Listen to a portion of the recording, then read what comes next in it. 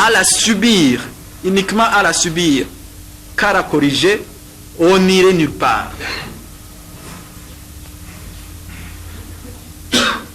Il y a des gens qui m'ont dit, est-ce que vous pouvez vous asseoir ensemble avec le colonel Bikomagu et décider de l'avenir de ce pays? Moi, j'ai dit oui.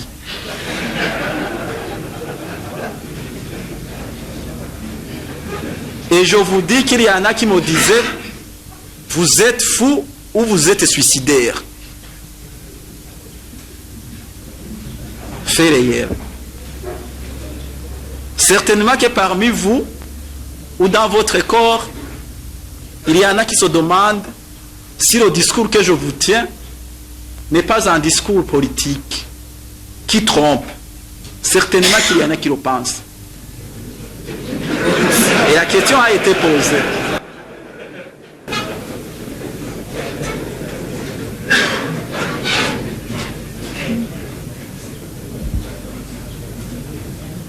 Moi, je pense que le meilleur moyen, le meilleur mécanisme de changer tout cela, c'est que les hommes se rencontrent. C'est que les hommes se mettent à réaliser une œuvre commune. Et c'est à la fin que les gens comprennent. Allez maintenant à Kamenge. Personne ne vous tirera dessus. Aujourd'hui. Et vous verrez que vous serez même bien accueillis. Je pense que le major Ndaïsaba est là pour témoigner.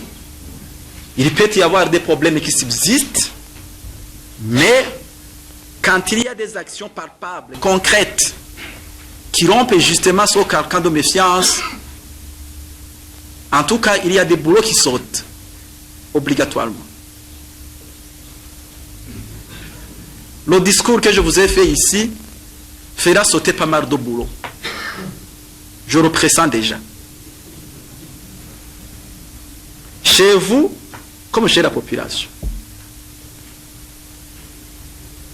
Donc, je préconise que sur ce point-là, les gens se rencontrent d'abord et cessent effectivement de se diaboliser. Il y a des gens au sein de la population qui diabolisent l'armée, c'est vrai. Il y a aussi au sein de l'armée des gens qui diabolisent certains groupes, notamment politiques, au sein duquel une bonne partie de la population se reconnaissent. Il y a alors, face à ce phénomène, des semeurs à nos troubles qui accentuent pour des intérêts bien précis. L'intoxication, c'est un phénomène que tout le monde connaît.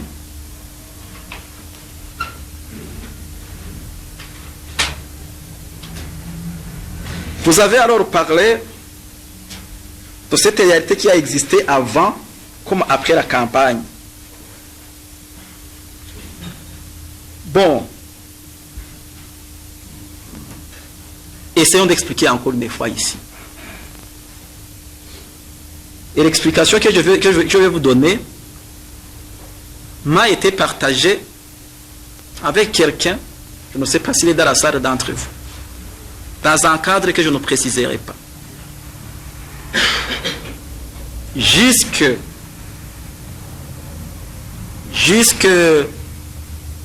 en mars, si pas même en avril, le 15 avril 1992, beaucoup d'entre vous, si pas la totalité, ont évolué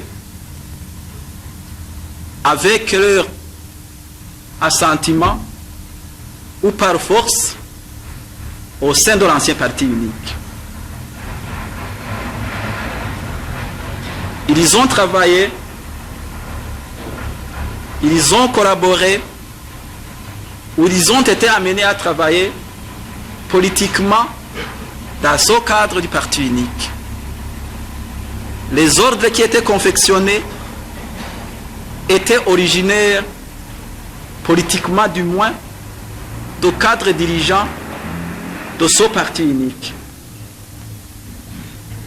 qui à un certain moment a voulu même se confondre à tous les aspects de la vie nationale. J'ai travaillé au sein du parti IPRONA, je parle ici de choses que je connais. Je connais combien de cartes de membres du parti nous envoyons aux forces armées. Je connais parmi vous ceux avec qui j'ai collaboré quand j'animais le département chargé de l'information et de la mobilisation au sein du parti IPRONA, ou quand j'animais l'Institut Rwagasore au sein du parti IPRONA.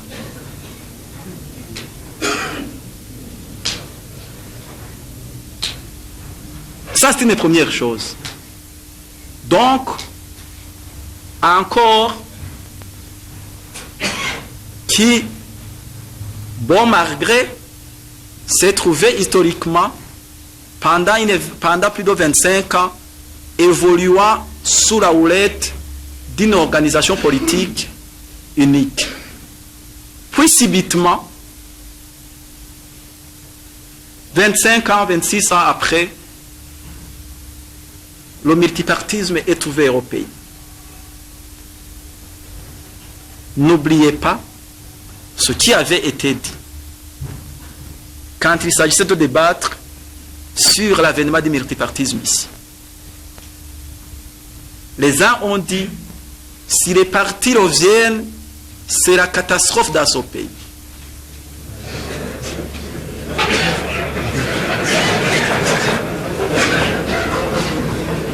Je vais vous expliquer que ce n'est pas vrai. Même avec la situation qui se produit aujourd'hui, d'autant plus que j'ai été parmi les hommes qui se sont opposés à cette façon de voir, qui n'était qu'un alibi. Et même aujourd'hui, cela reste un alibi. Parce qu'il y a des crises aussi profondes que le pays a vécues sous le parti unique. Et cette méfiance que vous parlez, dont on parle, ne s'est pas créée au lendemain de la naissance du FRODEBU, du PP, du RPB, ou je ne sais pas encore. Cette méfiance entre l'armée et la population était là, même sous le parti unique. Comment a-t-on expliqué, par exemple, le comportement des populations vis-à-vis de l'armée lors de la crise d'Ontegaï de Marangara? Est-ce qu'il y avait encore plusieurs partis? Il y avait plusieurs partis à cette époque.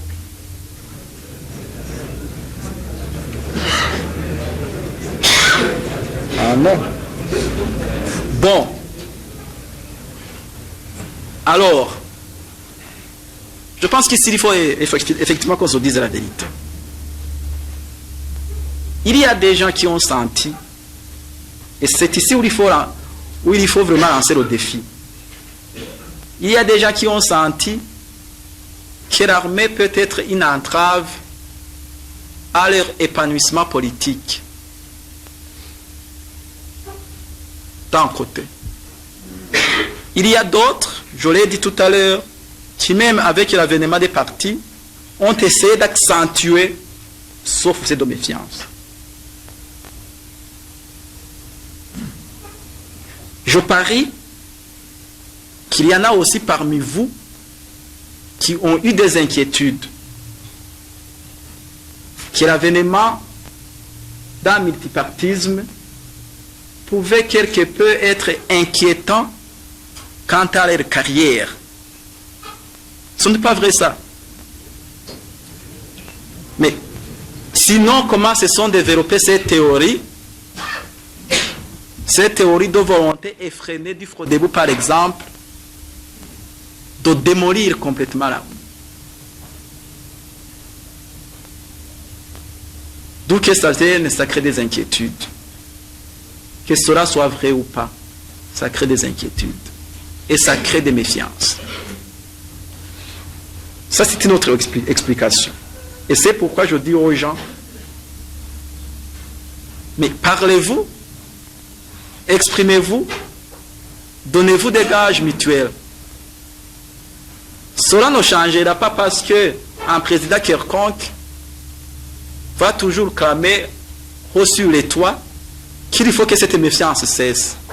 Mais cela cessera par des gestes concrets. Par des gestes concrets. que les gens voient que ces gestes sont situés exactement dans le sens contraire cultivé par cette méfiance. Je vous ai parlé tout à l'heure de cette question de rapport population-armée aujourd'hui, dans certains endroits où hier l'armée n'était pas du tout sentie, n'était pas du tout alors acceptée. Je suis allé dimanche passé sur la route Muzinda, en passant par Chibitoke. J'ai visité la position qui était là. Il y avait quelques semaines, je pense que le président Nabiamira avait également visité la position là. Les populations avaient longuement vilipendé la position qui était là. Quand j'y passe, hier dimanche, les gens me disent, Monsieur le Président, il n'y a pas de problème ici, nous cohabitons très bien. Sauf une vieille femme qui me dit, Monsieur le Président, dites à ces militaires de me respecter quand même dans ma vieillesse, c'est tout.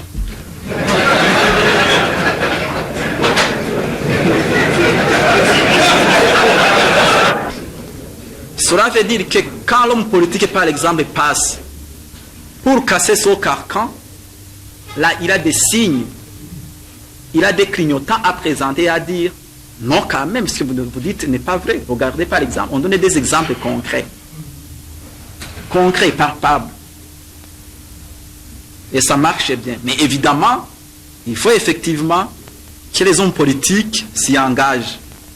Je vous dirais aussi qu'en dehors de ces hommes ou formations politiques que vous redoutez, il y en a de l'autre côté qui trouvent du plaisir à ce que cette méfiance persiste, puisque ça leur donne une raison d'être, puisqu'avec là ils ont de la matière pour dire non, non, non, même quand ils n'ont pas, je pourrais dire, une certaine substance au sein de cet ensemble national. Donc, ce problème de méfiance est complexe, mais il ne faut pas dire que ce carcan n'est pas facile à casser. Et pour moi, j'ai dit, nous devons le casser. Et nous allons le casser.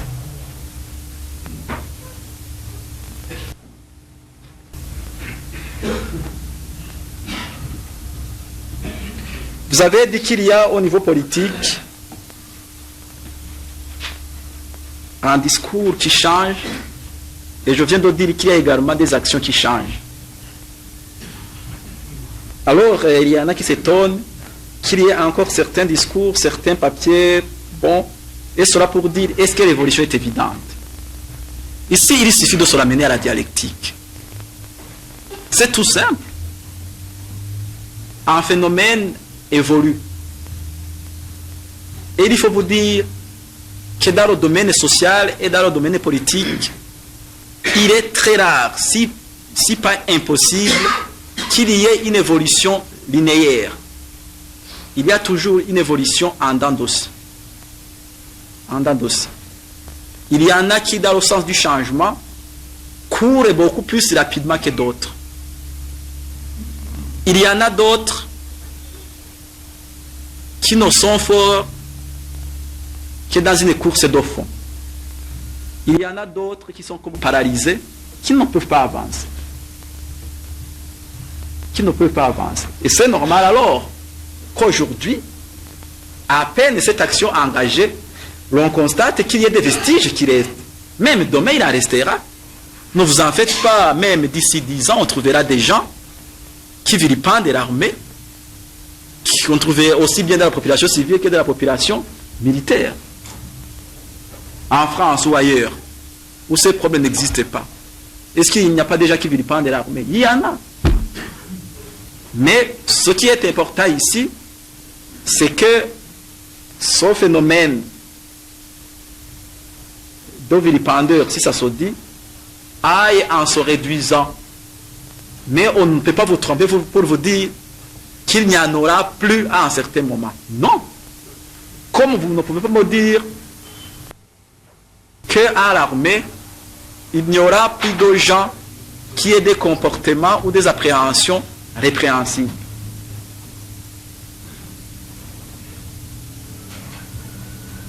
Alors, on a parlé de discipline à l'armée.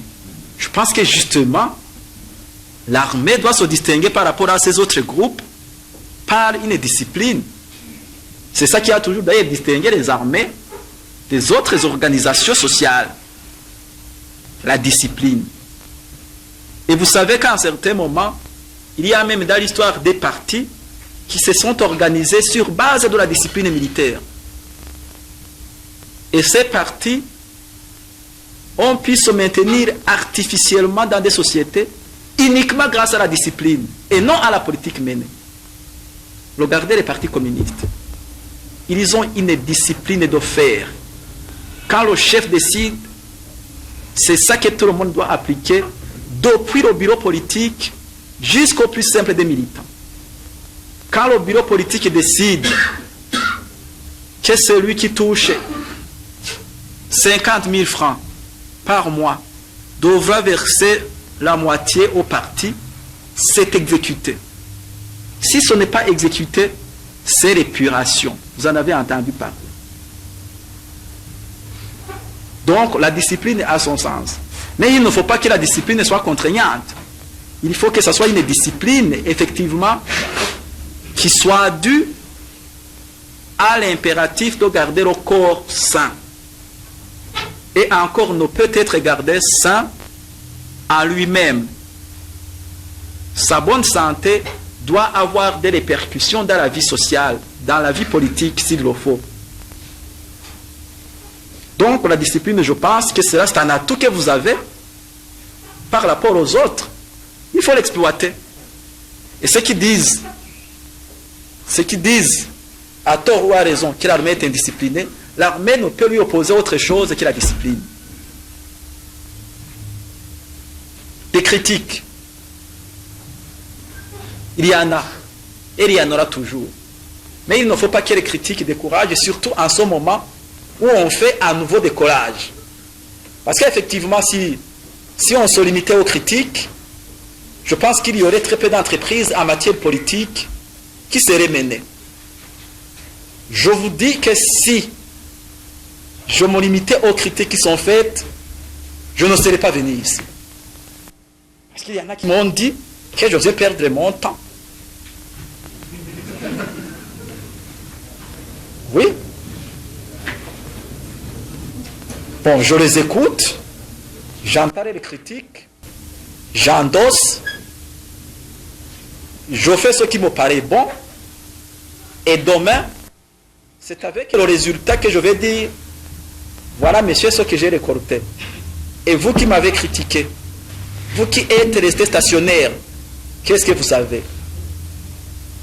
J'aurais beaucoup plus investi. Ici, on peut se référer à la Bible. Vous vous souvenez à qui les personnes à qui un certain maître avait donné, chacun, je pense, une somme d'argent, et qu'il avait demandé qu'ils viendraient voir ce qu'ils en auraient fait quelques temps après. Il vient, le premier lui dit, moi, je l'ai fructifié et j'ai pu en avoir 2 de plus. Un autre qui lui dit, moi je l'ai soigneusement gardé pour que je ne le perde pas. Mais qui a été récompensé? Ce n'est pas celui qui a gardé, mais celui qui a pris le risque.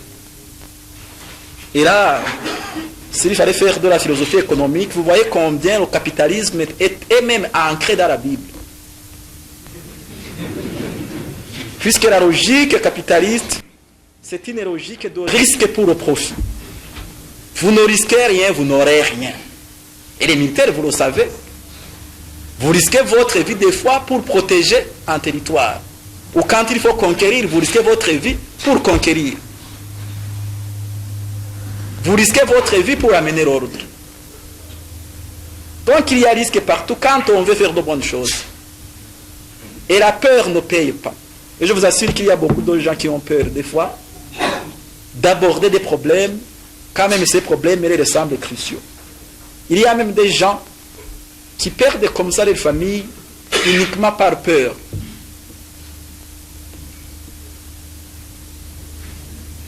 Attaque par une partie de la population. Attaque verbale, oui, on vient d'en parler, mais aussi attaque armée.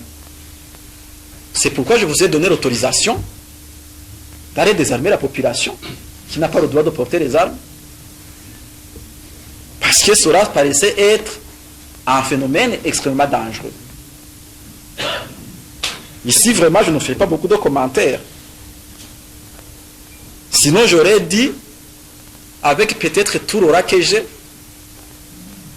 si je voulais être un aventurier politique, j'aurais pu dire, écoutez, messieurs, vous les gens qui vous battez là, qui tirez, vous faites du bien. Mais je ne l'aurais pas fait. Et je vous apprends que ça, c'est un risque politique. Je vous assure, c'est un risque politique.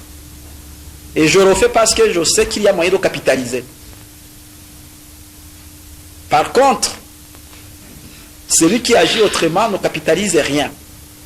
C'est comme chez vous.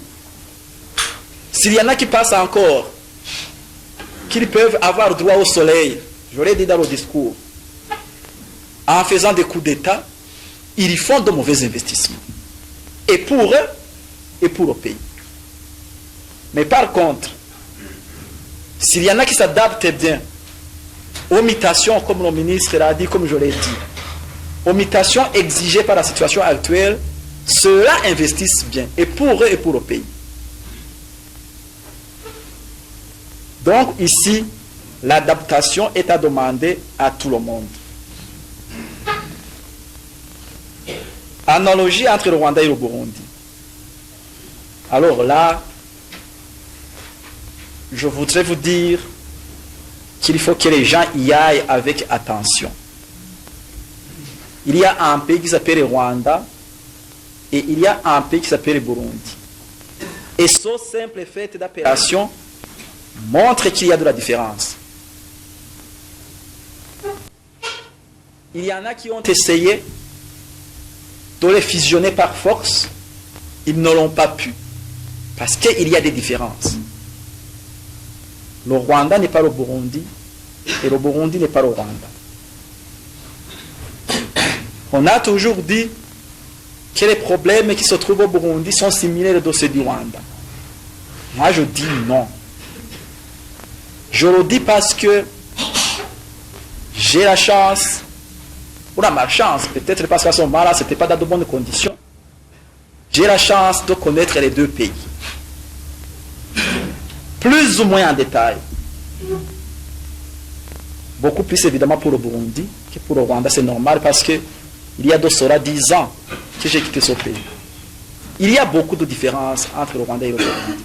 Que ce soit au niveau même de leur histoire, que ce soit au niveau de la composition, de la configuration socio-ethnico-politique de ces pays, que ce soit au niveau des évolutions politiques prises à l'époque des indépendances.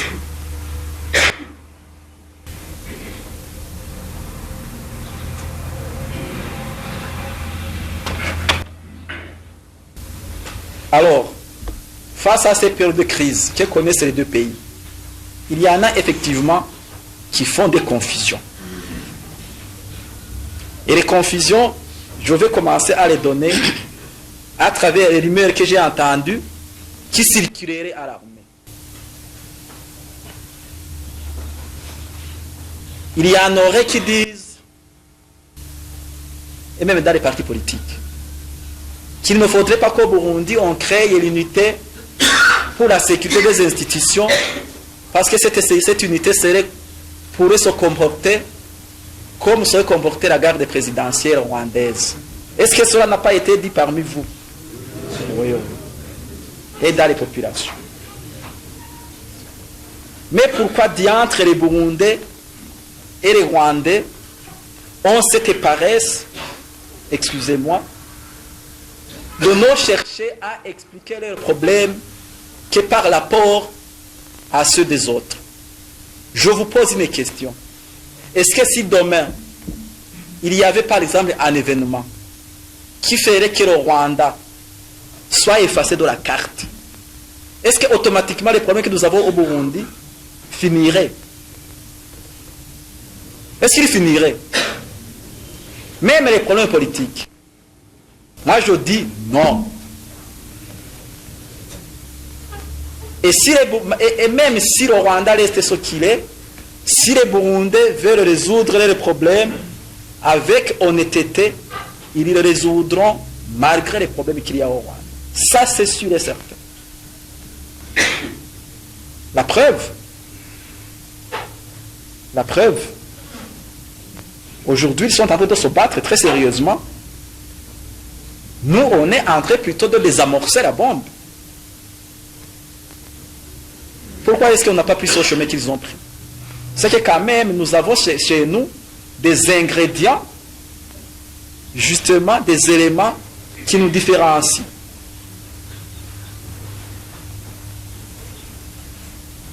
Et s'ils sont au plan précis, s'ils sont au plan politique précis, il y a beaucoup de différences. Les Rwandais se sont disputés pendant beaucoup de mois. Et c'est ça l'étincelle visiblement qui a fait déborder le vase sur un poste ministériel. Je vous dis bien, un poste ministériel.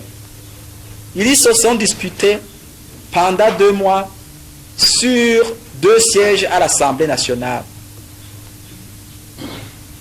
Qui voudra que ce soit le sien qui y aille? Nous au Burundi, oui, on l'a fait un tout petit peu pendant 1 ou 2 jours. Mais après, on s'est dit, la paix n'a pas de prix. Excusez-moi. On s'est dit, la paix n'a pas de prix. On ouvre. Et je pense, j'imagine, que cela produira des effets positifs sur l'évolution de ce pays. J'imagine. Ça, c'est d'un côté, c'est dans l'actualité. Le Rwanda, il s'est déclaré entrer au multipartisme en 1990. Le monde avait cru qu'il avait pris une distance par rapport au Burundi. Nous, on l'a fait 2 ans après. Et la 3e année, on a démontré au monde que nous étions capables d'organiser convenablement, avec évidemment tous les problèmes qu'on peut citer, mais quand même, convenablement donc, ce processus démocratique.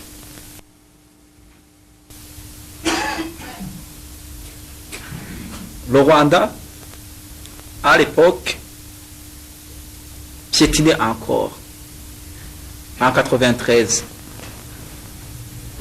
Il piétinait encore. Et Dieu seul sait combien ce qui s'est passé au Burundi en juin a débloqué quelque peu le processus de négociation d'Arusha. Nous avons évolué ici. Il y a eu l'accident. J'ose appeler ça un accident. Il y a eu l'accident du 21 octobre. C'est vrai que cela a produit des effets dans la politique rwandaise. Il y a eu des radicalisations qu'on a vues, compte tenu de l'événement ici chez nous. Bon, malgré que le phénomène soit arrivé chez nous, nous sommes arrivés quand même à nous passer progressivement du problème, à le dépasser progressivement. Et je pense que nous allons le réussir avec tout ce que nous faisons aujourd'hui. Au même moment, qu'est-ce qui se passe là? La catastrophe. La catastrophe.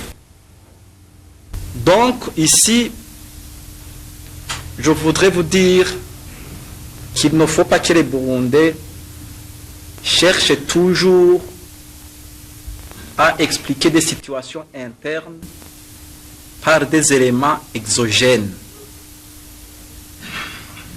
C'est vrai, on ne peut pas nier qu'il peut y avoir des influences, mais ces influences ces éléments exogènes ne peuvent pas être considérés comme fondamentaux. Pas du tout. Pas du tout. Le jour où les Burundais décideront de mettre fin à les chicanes, ce ne sont pas les Rwandais qui viendront leur dire non. Non. Et non plus, ce ne sont pas les Rwandais qui viendront dire aux Burundais d'en finir avec les chicanes. Non. Tout dépendra de nous. Dans le temps, il y a quelqu'un qui disait, je ne sais pas s'il le disait de bon cœur,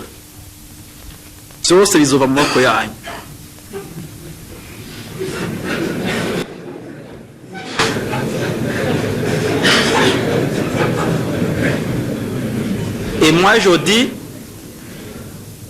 dis, la paix, la sécurité, la confiance au Burundi et entre les Burundais viendront de la volonté et de l'engagement des Burundais eux-mêmes.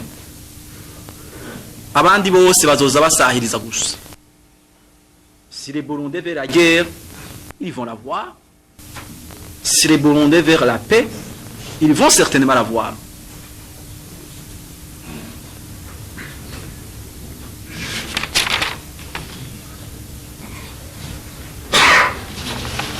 Je pense que ce que je viens de dire me permet d'aller à la troisième question du capitaine Batungwanayo. En ce qui concerne le voyage du président Ntaryamira à Dar es Salaam.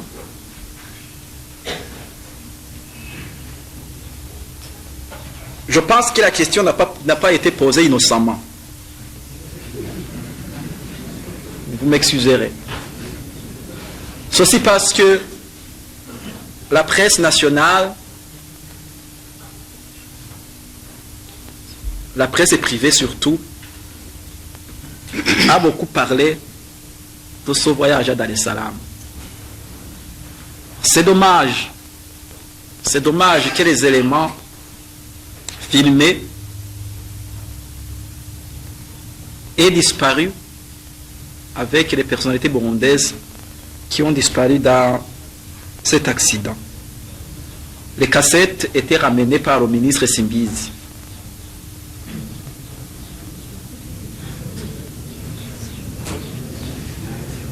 Et pour vous donner encore des détails, c'était vraiment la fatalité. Le président devait partir avec un agent civil de la sécurité, mais le ministre, qui était visiblement un homme qui a beaucoup évolué dans le domaine de la presse, a dit: moi je suis pressé à amener les cassettes pour que les éléments soient diffusés à la radio-télévision le plus tôt possible. Et il a insisté pour que l'agent lui cède la place. L'agent, c'était Deo Ngendahaye. Et Deo Ngendahaye lui a cédé la place et le ministre est venu. Comme si la fatalité était là. Bon. Il n'y a donc pas de tabou ici, comme certains ont essayé de le faire croire.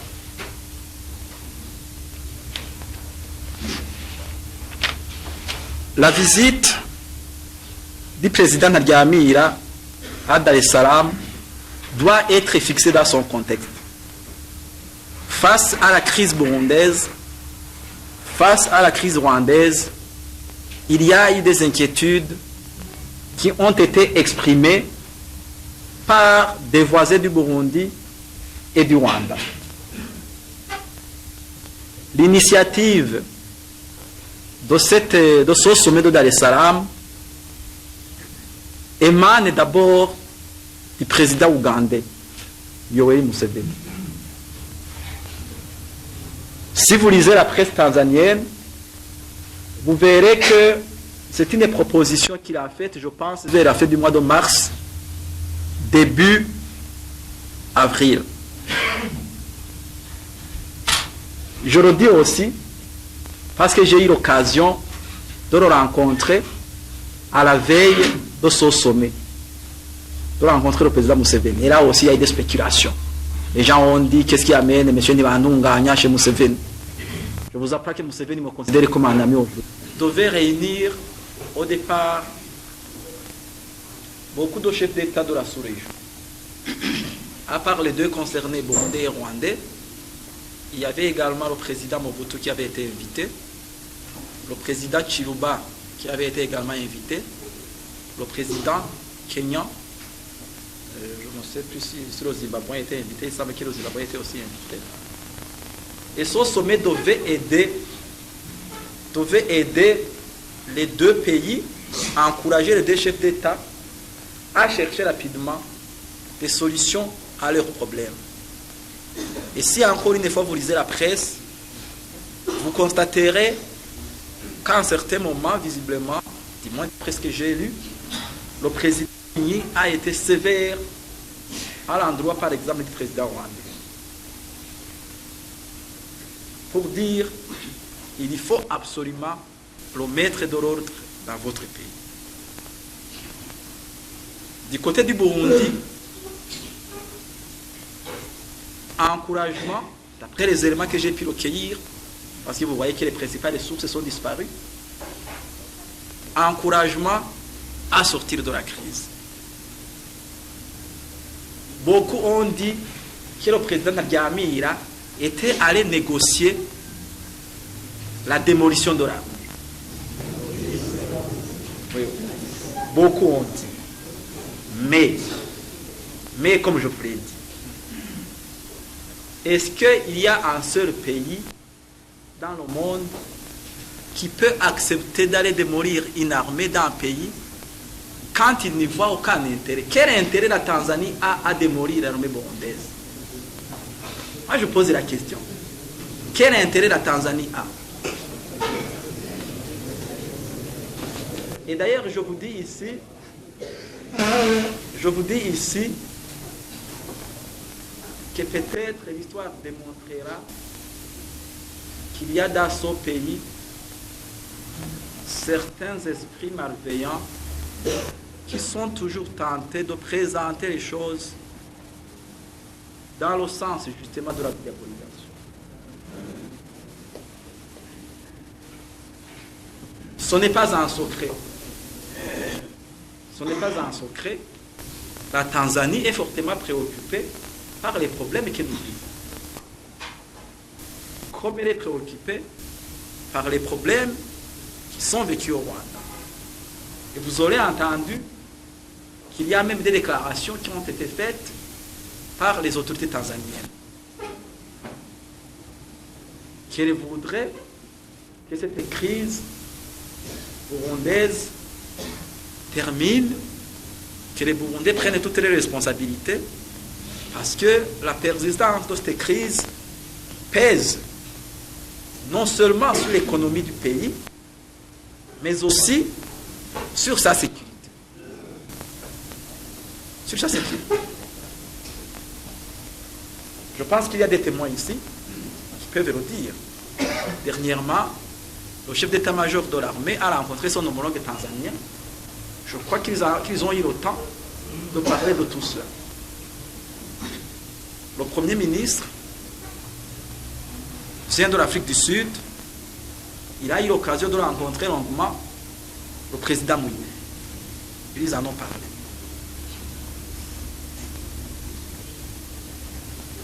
Il y a même des choses troublantes que je ne dirai pas ici, que nous avons apprises. Troublantes. Qui constituent, au cas où c'est vérifié, un véritable scandale politique. Nous allons faire des enquêtes nécessaires sur ces cas-là. Et je vous demanderai, vous les forces armées, de nous aider si nous trouvons les responsables de cela. Je ne le dis pas aujourd'hui.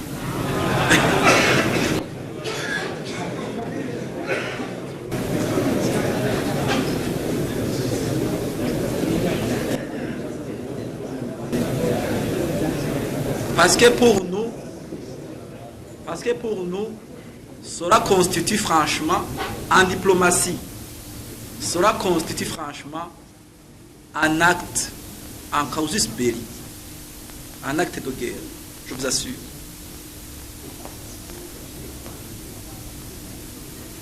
Bon, je vais le dire.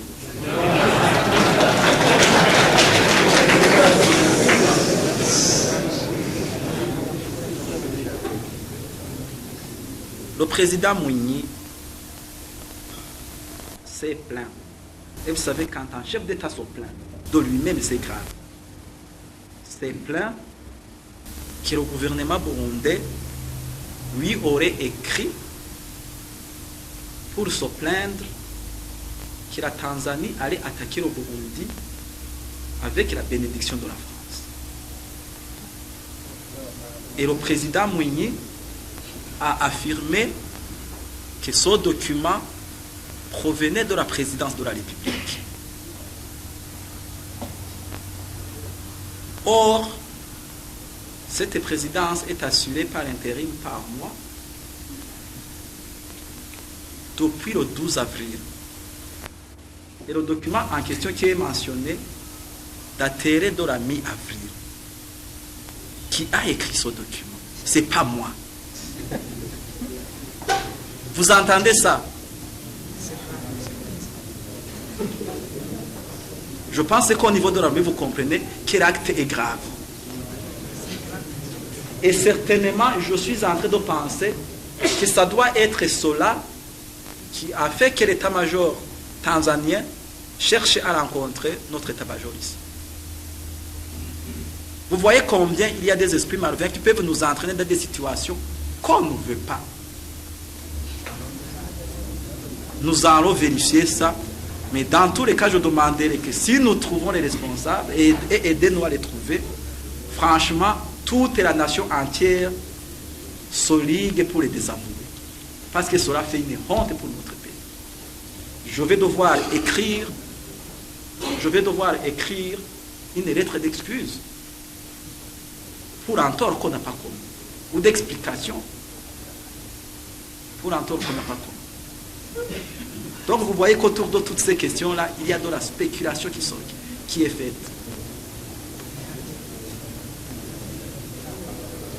Non seulement uwo muntu aduteranya na Tanzania, mais aussi ateranya Tanzania n'Ubufaransa, ce qui peut aussi guteranya Uburundi n'Ubufaransa. Et voyez-moi quelle sauce ça fait ça. Mais en tout cas, c'est grave.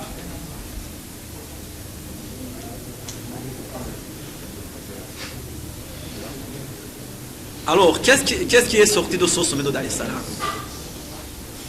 Ce qui est sorti de ce sommet de Dar es Salaam, d'après ce qu'on m'a dit, c'était des encouragements de nos pays à résoudre eux-mêmes leurs problèmes. Ainsi, il était prévu des rencontres au niveau diplomatique. Je pense qu'il est envisagé même une visite du ministre de la Défense nationale de la Tanzanie ici. Je pense que la visite pourra avoir lieu incessamment. Il était envisagé également que les ministres des Relations extérieures, des Affaires étrangères des pays de la sous-région viennent ici pour montrer qu'ils encouragent les efforts du Burundi à sortir de la crise. Il n'y a rien que ça. Également, évidemment, au niveau de la coopération entre nos deux pays, vous savez qu'on est bien liés. Et personne ne choisit son voisin, vous savez. Surtout en matière de frontières avec les pays. On est bien liés. Donc, il n'y a rien ici de grave. Les Burundais, compte tenu de la crise, encore une fois, sont toujours soupçonneux à l'endroit de tout ce qui est fait. De tout ce qui est fait. Vous lisez ce qui est écrit dans la presse, je le disais tout à l'heure. Il y en a qui se plaisent bien à titrer maintenant que cherche Ntiba, est-ce qu'il ne trompe pas?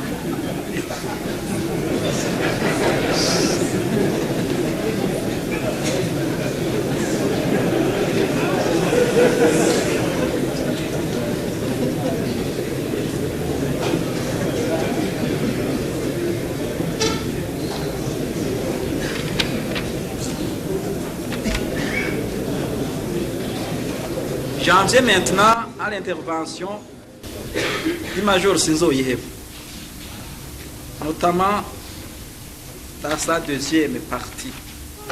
Je le remercie pour les remerciements qu'il nous a adressés. Et je demande aussi que le corps, certainement pour lequel il s'exprime, se solidarise avec moi. Pour justement que ces messages que je donne passent bien et soient intériorisés. Alors, il m'a demandé textuellement vous désolidariser de certains membres du gouvernement qui incitent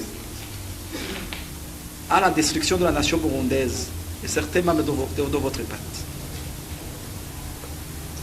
La question du Burundi, ici encore je vous le dis, doit être abordée globalement.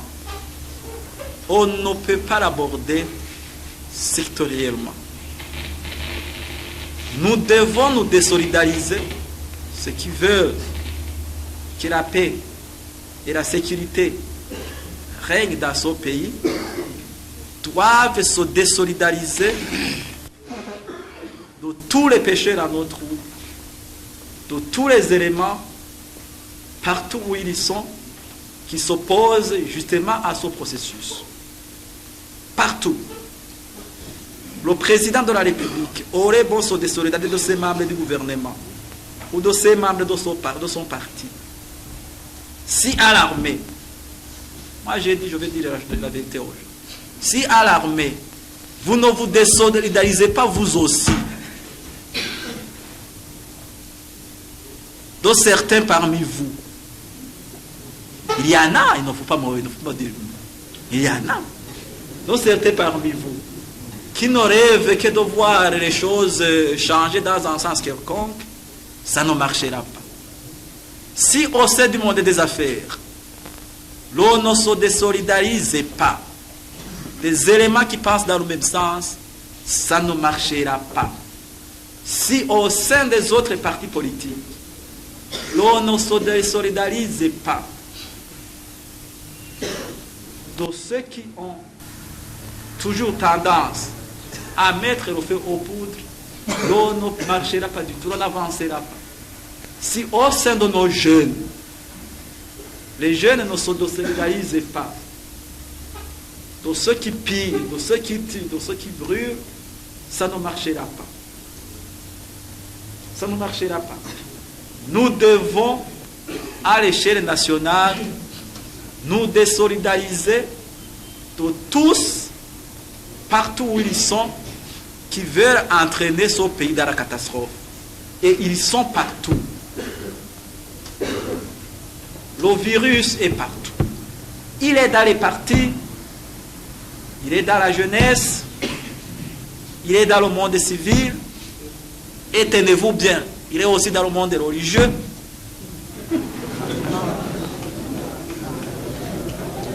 Il est dans la population.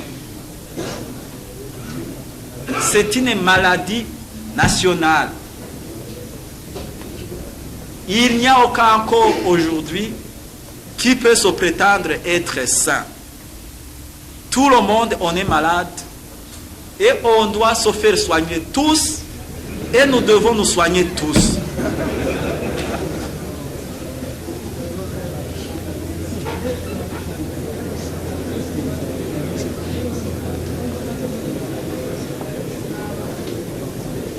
J'aurais aimé plutôt que vous me posiez la question comme suit. Comment faudrait-il qu'on se soigne? Comment faudrait-il qu'on se soigne? Il faut d'abord savoir ce dont on est malade. Parce qu'il y en a qui sont malades et qui ne le croient pas.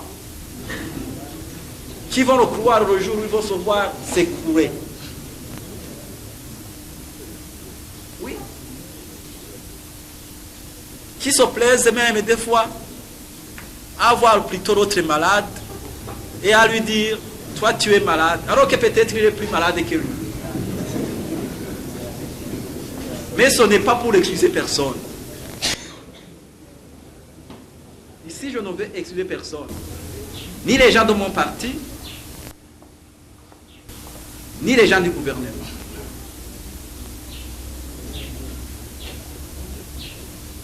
Des fois même, je m'inscris fortement en faux contre ce qui est dit ou contre ce qui est fait. Si je soutenais les gens qui s'arment ou qui arment, j'aurais pris le flambeau. Et peut-être ça pourrait leur avoir donné du tonus. Je n'aurais pas fait. C'est que je crois que c'est mauvais. Ça, c'est déjà une forme de désolidarisation.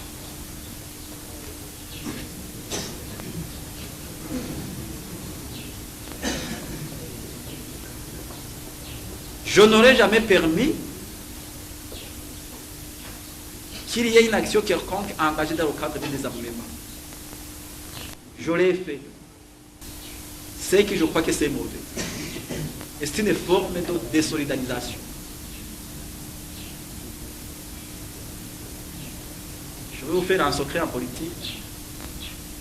Généralement, un homme qui agit politiquement comme il faut ne tue pas brutalement. Il tue actif.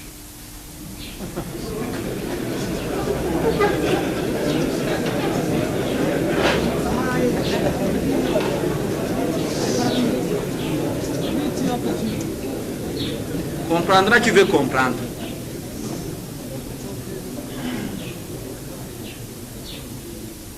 Donc ici, moi je lance un appel pressant à tout le monde, à l'armée, aux partis politiques, aux églises, aux organisations civiles, aux jeunes,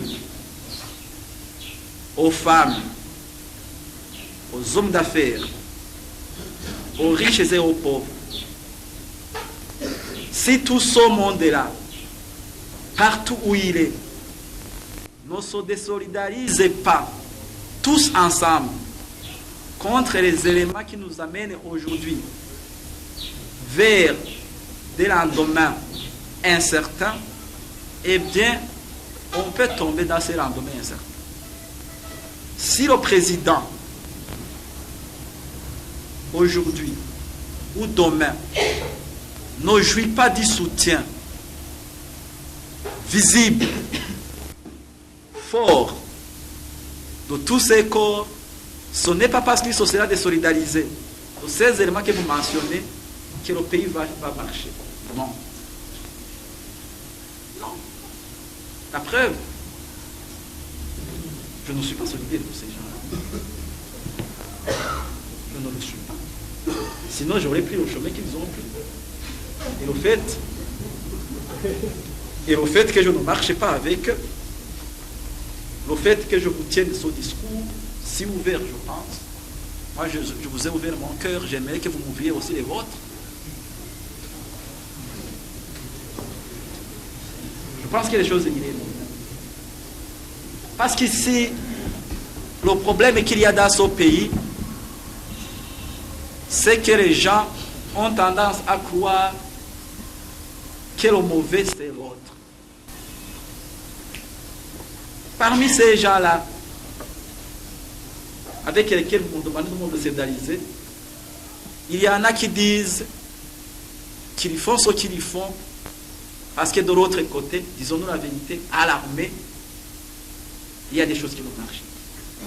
Et alors, aidez-nous. Et ici, je vais vous demander, là où il faut que vous m'aidiez.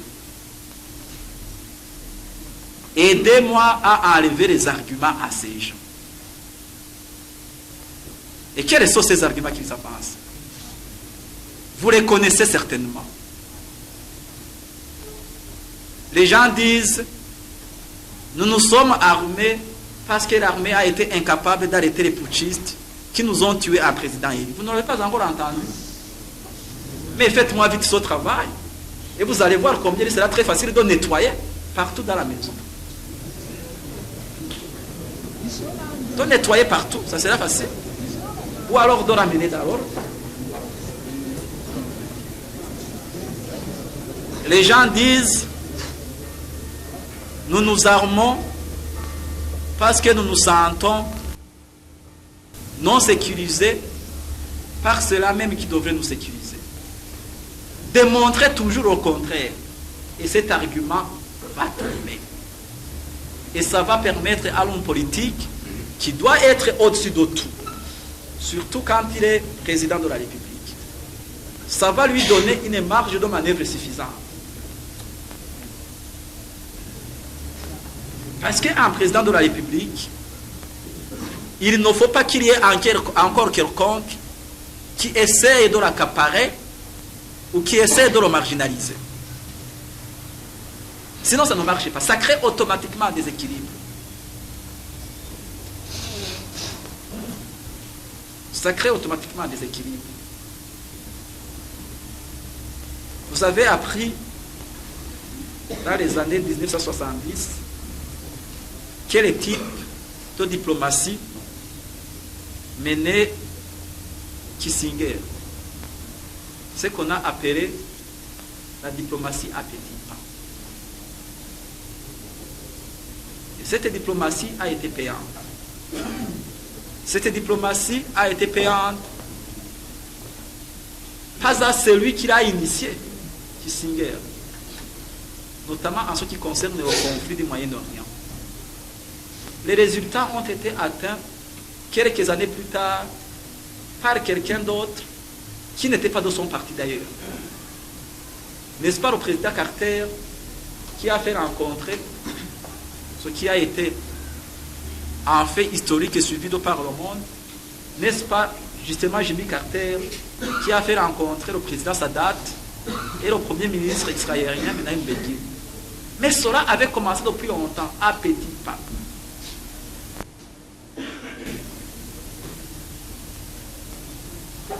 Donc ici, il ne faut pas faire de promesses démagogiques pour dire « Oui, je vais tout de suite démolir tout cela ».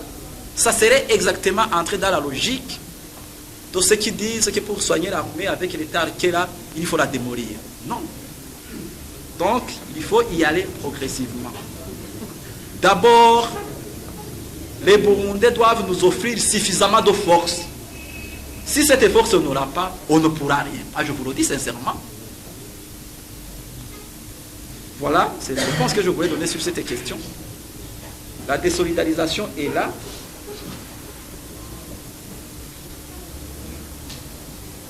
La désolidarisation est là au niveau des actes qui sont déjà posés. Et faites confiance, si tout le monde soutient, on arrivera partout où nous voulons arriver. Alors, le programme, pendant l'intérim, il se résume en un mot. La sécurité. Restaurer la sécurité dans le pays. Et le reste suivra. Voilà le programme. Et je pense que tout le monde se rend compte que c'est ça que je fais. Restaurer la sécurité et le reste va suivre. On peut enregistrer d'autres questions? Colonel Nicodème Dahirobusa, travail au ministère de la Défense, cabinet du ministre de la Défense nationale. Et, Monsieur le Président, j'ai quelques questions relatives notamment à la sécurité et au recrutement et aux enquêtes sur l'assassinat et le génocide dont il a été question, dont vous venez justement de parler.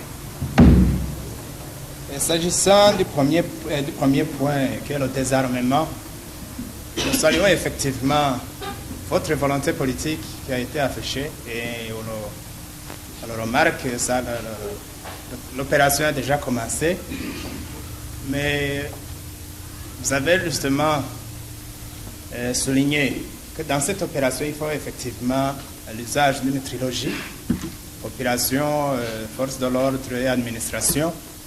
Mais j'ai l'impression que dans cette logique, il faut privilégier beaucoup plus les techniciens qui, bien sûr, ne doivent pas ignorer la collaboration des deux autres groupes. Parce que je crois qu'il faut effectivement parler techniquement des questions, des paramètres temps et des paramètres surprises. On a vu l'opération de Kamenge s'est bien déroulée. Et il a été apprécié. Il y a eu l'opération dans les montagnes. Il y a eu quelques petits problèmes. Et il faut les regretter. Et je crois qu'il faudrait peut-être soigner dans ce sens pour qu'on ne commette plus de bavures. Mais disons que si on s'en tient au résultat de l'opération de Kamenge, parce qu'il est question de trouver des armes dans les quartiers et dans les collines, je crois qu'il faut privilégier aussi l'utilisation des paramètres étant des paramètres surprises. Je crois qu'ici, il faudrait effectivement que l'armée qui est technicien en la matière devrait effectivement avoir, disons, cette latitude effectivement d'agir, mais en privilégiant, disons, la sécurité des biens, la sécurité des citoyens. Ma deuxième question est relative à la sécurité également. Il y a le ministre d'État chargé de l'intérieur de la sécurité publique, M. Nyangoma. Il est parti voilà plus d'un mois. Je crois que sa mission devait être terminée le 25 avril et il n'est pas encore de retour. Il y a également le M. Festus Hanyungu qui était ici et brutalement il est parti en Europe. On ne sait pas comment et pour quelles raisons, les raisons de sa mission. Et nous ne savons pas exactement ce que ces deux autorités burundaises font à l'étranger. Et quand nous savons effectivement qu'à travers tout le pays, il y a des problèmes à gauche, à droite, des problèmes d'insécurité, nous pouvons peut-être croire que ces deux messieurs sont justement, je ne sais peut-être pas si c'est réel, si c'est vrai, mais on peut peut-être croire que ces deux messieurs pourraient peut-être à la base de ces problèmes d'insécurité à l'intérieur du pays. Et alors, moi, je voudrais justement poser la question de savoir effectivement ce qu'il en est de ces autorités burundaises qui sont à l'extérieur pour des raisons que nous ne connaissons pas. Parce que nous pouvons avoir quelques éclaircissements là-dessus. Et ma troisième question est relative au mode de recrutement à l'armée, parce que dans votre message, vous avez effectivement dit qu'il faut une armée nationale. Moi, je me pose la question de savoir effectivement ce qu'est cette armée nationale vue par les autorités burundaises. Est-ce que c'est une armée conçue sous des critères de quota, qui, à mon sens, les critères de quota sont des critères qui mettent en avant l'incompétence, qui mettent en avant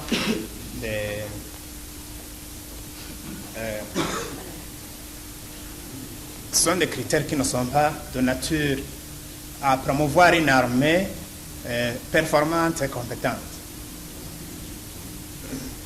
Moi, je dis qu'il faut justement une armée effectivement nationale, une armée qui mette en avant le professionnalisme, le volontariat et l'excellence.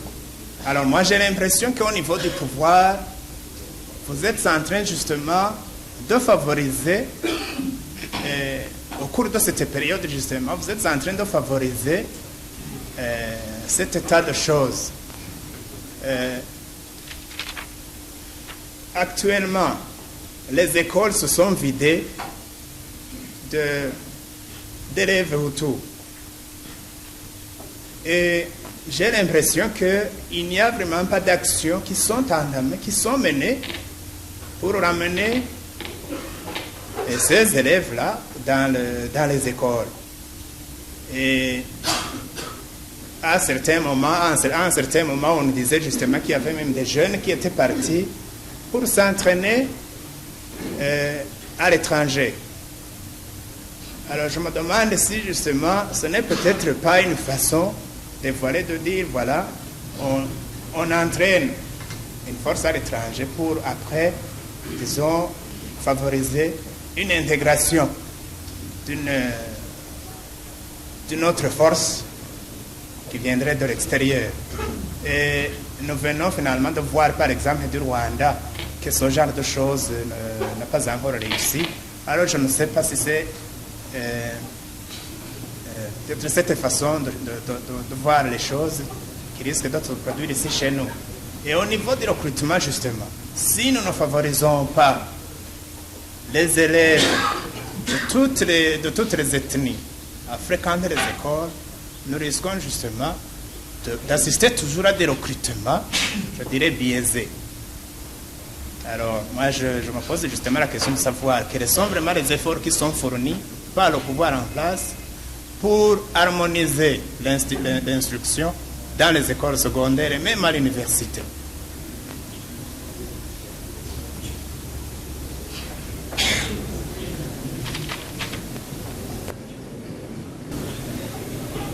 Voilà, Excellence, Monsieur le Président, les trois questions que j'avais à poser. Je vous remercie.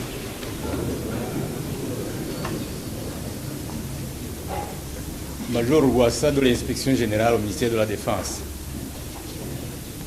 Je vous remercie, Monsieur le Président, de m'accorder la parole. J'ai deux questions à poser. Il a été question dans le discours du Premier ministre de la collaboration entre les forces de l'ordre, l'administration et la population dans la recherche des criminels et dans la recherche de tous ceux qui ont commis des actes de violence que l'on connaît au mois d'octobre et après.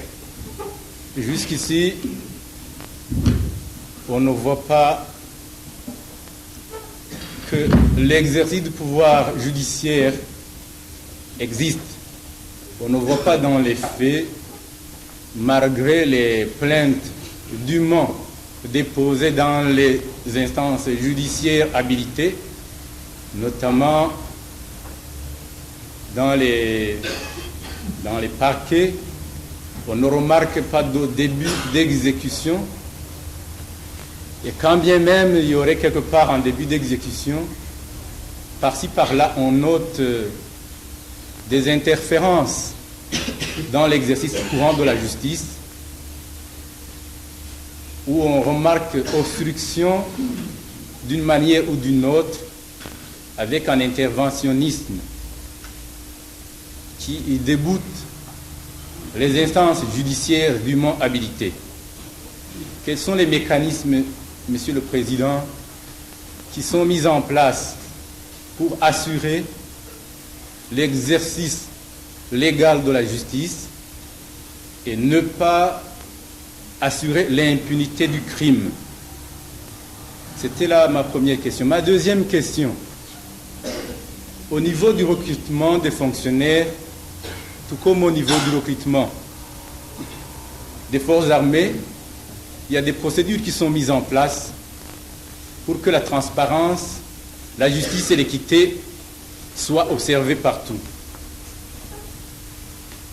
Le recrutement au niveau des forces armées se fait suivant des mécanismes qui sont bien connus, où tout candidat volontaire remplissant les conditions est appelé à passer en test, en examen au niveau des hommes de troupe, un examen au niveau des candidats sous-officiers et des candidats officiers. Est-ce que pour assurer la sécurité de tout le monde, est-ce que ces mécanismes-là ne seraient-ils pas suffisants? Faudrait-il en chercher d'autres? C'est la question qui est posée à tout le monde. Je pense que s'il s'agit d'assurer un recrutement qui rassure tout le monde, à mon avis, s'il fallait d'autres dispositifs à mettre en place, un débat au sein de notre corps, peut-être un débat national s'imposerait-il. Je ne pense pas qu'il y ait tellement de mystères dans notre recrutement. Et s'il y a une partie de la population qui estime n'être pas suffisamment rassurée par la composante quasi monoethnique de l'armée, je pense qu'il faut effectivement, comme vous l'avez souligné, peut-être un débat sincère au sein de notre corps, ou peut-être pas, pourquoi pas au sein de la nation entière. C'était là mes deux interventions. Je vous remercie, Monsieur le Président.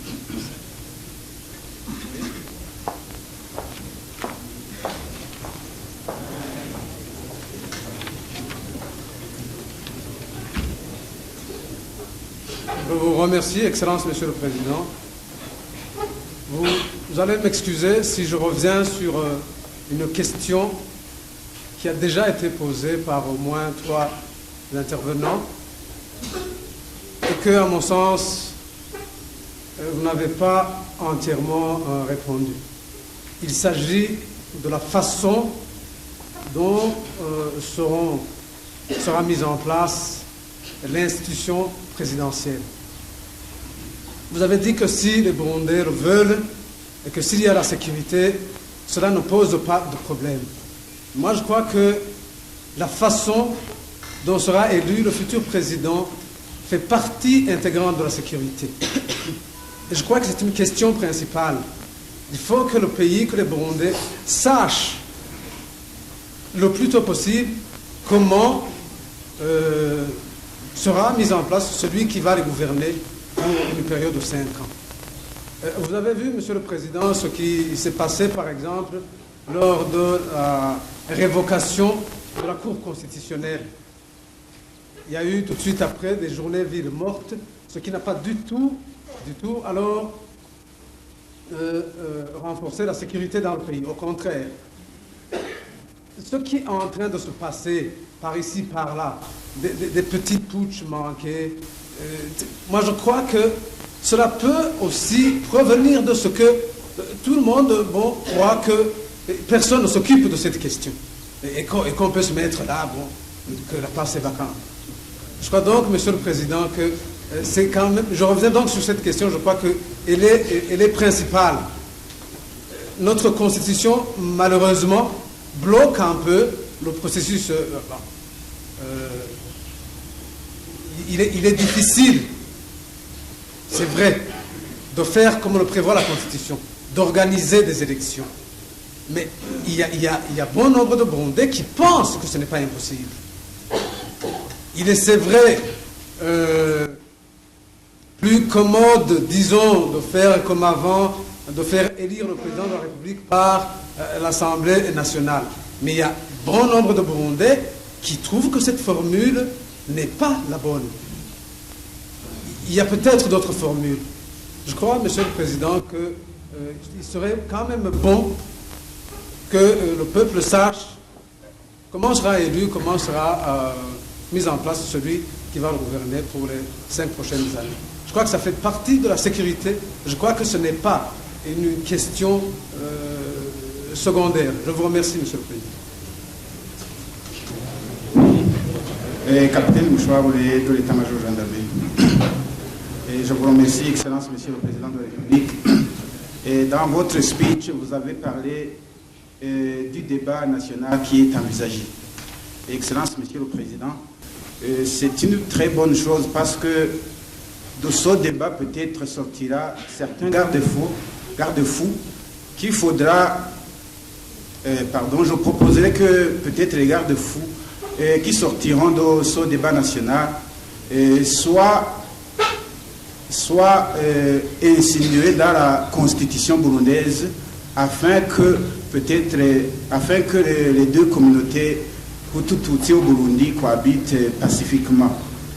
Vous avez dit que dans les collines, l'un des facteurs, l'un des facteurs qui pousse la population à s'armer, c'est peut-être parce qu'ils ne se reconnaissent pas dans l'armée. Mais, Excellence, Monsieur le Président de la République, avec ces garde-fous qui peut-être sortiront de ce débat national, et on pourrait aboutir peut-être à certaines solutions qui pourront peut-être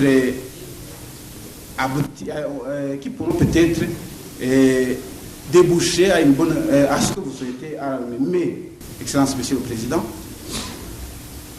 je pense que, à mon avis, ce que nous voyons au Burundi, c'est plutôt un conflit historique entre les Hutus et les Tutsis. C'est plutôt un conflit historique entre les Hutus et les Tutsis, mais je pense que je crois que ce n'est pas plutôt la même, Excellence, Monsieur le Président. Mais je pense que si les deux communautés cohabitent en paix, on aboutira aussi à une bonne compréhension au niveau des forces armées, Excellence, Monsieur le Président. Ma deuxième question, c'est à propos... Ma deuxième question, Excellence, Monsieur le Président, c'est à propos du matériel qui est utilisé par les forces de l'ordre, qui a été évoqué par le ministre de la Défense.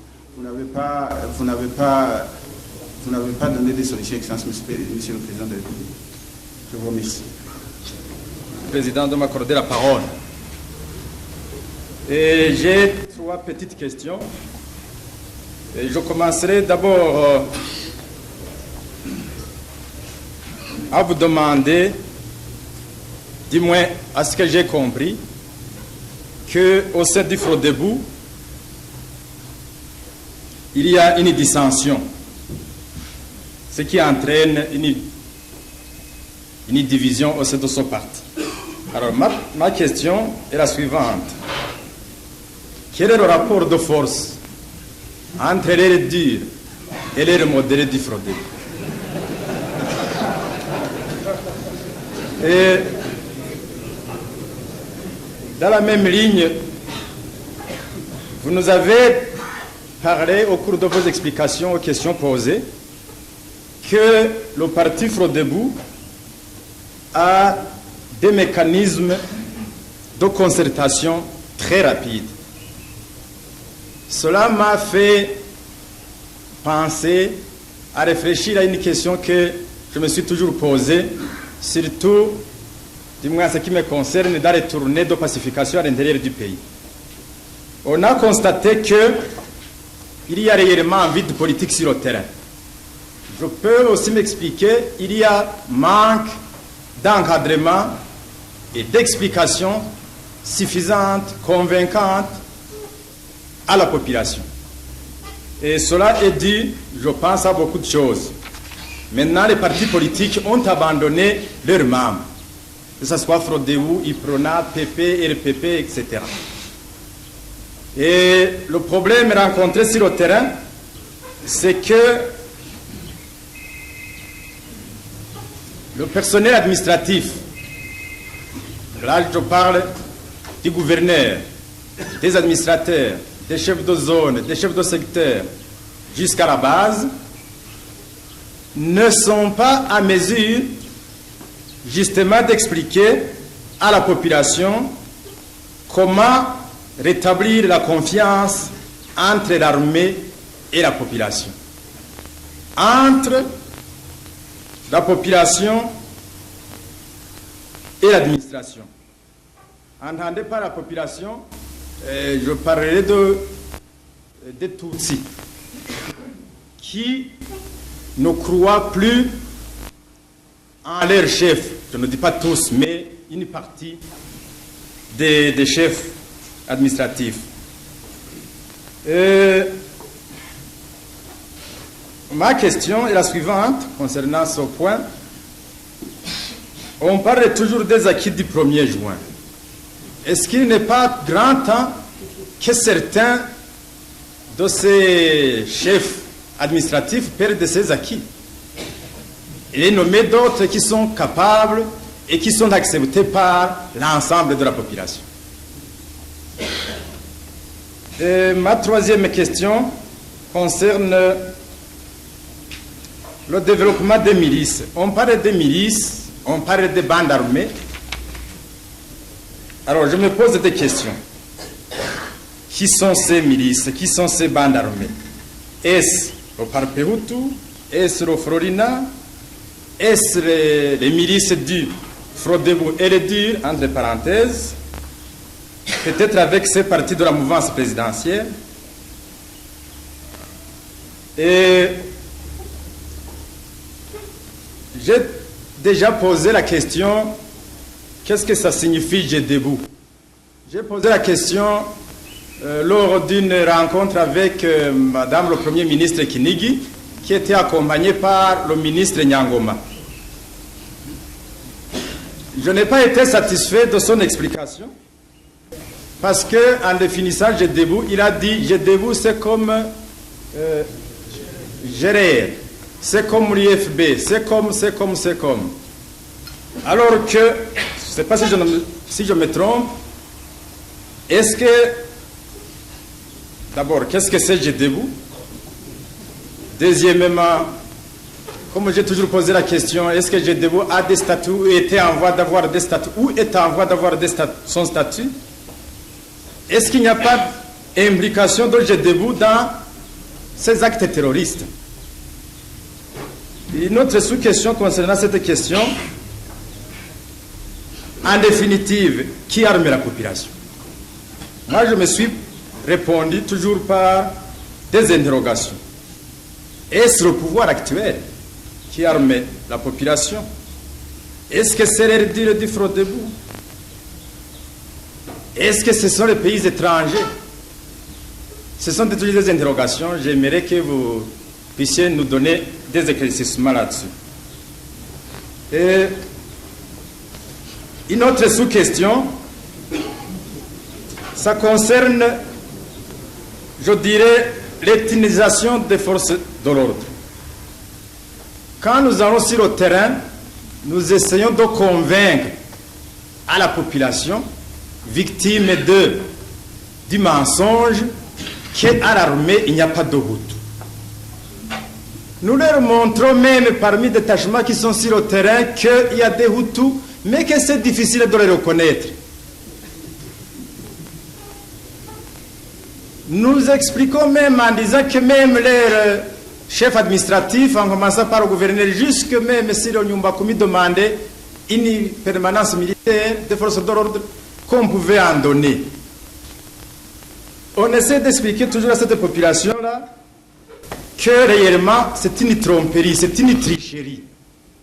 Comment enseigner à une population de refuser, parle-moi, de son armée, qui peut-être la population ne croit pas que c'est son armée, alors que ceux-là qui enseignent la haine posent le pourquoi de l'ethnie Hutu de n'avoir pas accédé plus nombreux actuellement au sein des forces armées. Nous démentissons que au sein des corps des forces armées, en prenant par catégorie que maintenant on ne peut pas dire qui sont nombreux parmi les hommes de troupes, qui sont nombreux dans le corps des sous-officiers, mais que peut-être aujourd'hui on voit le corps des officiers qu'il y a beaucoup de Tutsis que de Hutus. Ça on explique le pourquoi. En expliquant cela, nous n'essayons pas de tromper la population comme le font certains. Nous disons que ceux qui pouvaient entrer à l'armée nationale ont été ailleurs. C'est ce qui compose le Parpehutu, le Florina. D'autres qui refusent, qui rejettent son corps. Vous avez parlé, Monsieur le Président, que si vous nous ameniez 5 fraudébistes ici devant nous, on ne connaîtrait personne. Si on prenait 10 Parpehutu, quoi les amener ici? On ne connaîtrait personne. Mais si on les mettait devant les fraudébistes, de les dire, je m'excuse, ils seront tous reconnus, presque en majorité. Alors je pense que de ce côté-là, c'est vraiment une tricherie, c'est une tromperie. On trompe le peuple.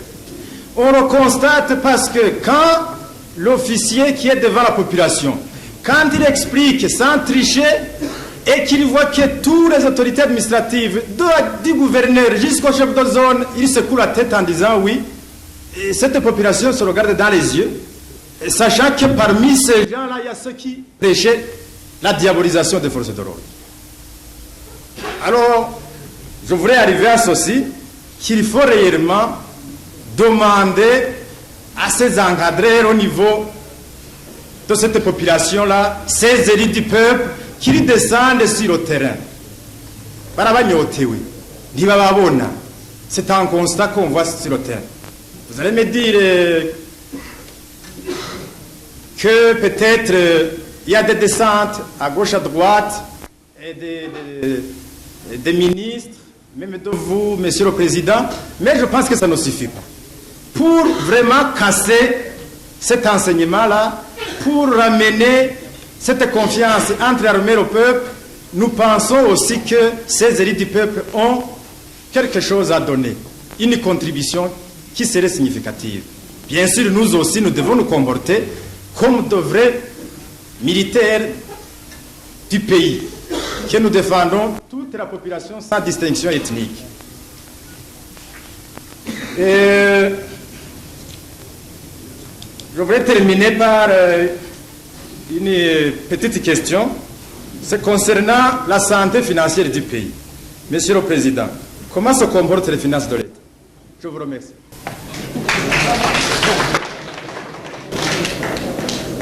Bien, je vais qui concerne le désarmement, encore une fois qui est revenu.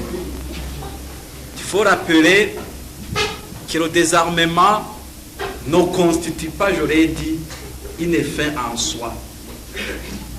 Et le désarmement doit être mené justement